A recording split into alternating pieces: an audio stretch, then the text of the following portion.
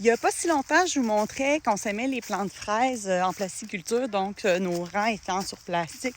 Et j'ai une super bonne question par rapport à l'arrosage. Donc là, on a un champ qui est en train d'être préparé. Je me disais que c'est une belle opportunité de vous le montrer. Donc, on a un système goutte à goutte partout sur la terre. Je vous montre ça. Donc, il y a des tuyaux comme ça qui parcourent l'ensemble de la terre. Il y a quelques cultures comme les tulipes et l'ail qui n'en ont pas, mais pour le reste, il y en a. Et il y a des petits tuyaux comme ça percés qui vont sous les rangs, sous les plastiques, ce qui nous permet de donner de l'eau à la plante directement par le système de racines. Donc, vous voyez, chaque rang comme ça a son tuyau d'arrosage.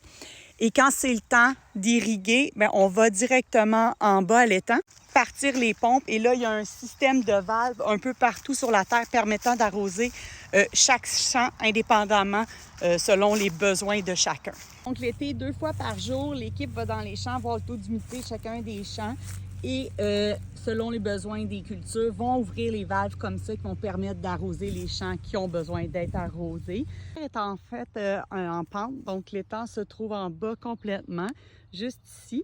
Donc, elle se remplit généralement de façon naturelle. Généralement parce que ça peut arriver en cas de sécheresse que l'étang baisse.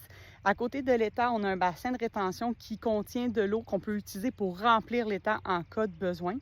Et si jamais les deux venaient qu'à être vides complètement, en haut de la terre, à côté du kiosque, on a un puits qui sert à remplir l'étang. Ce qui fait qu'à la ferme Saint-Élie, on pourrait éventuellement manquer d'eau, mais on était quand même assez bien équipé vu la topographie de la terre et les installations pour faire face aux sécheresses. D'autres questions, n'hésitez pas.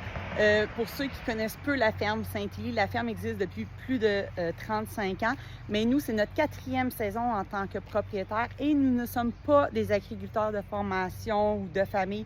On est de la relève non apparentée, donc on apprend chaque jour sur le tas. Donc, chacune de vos questions, c'est vraiment, vraiment pertinent parce que ça nous pousse des fois à en prendre davantage sur nos propres pratiques.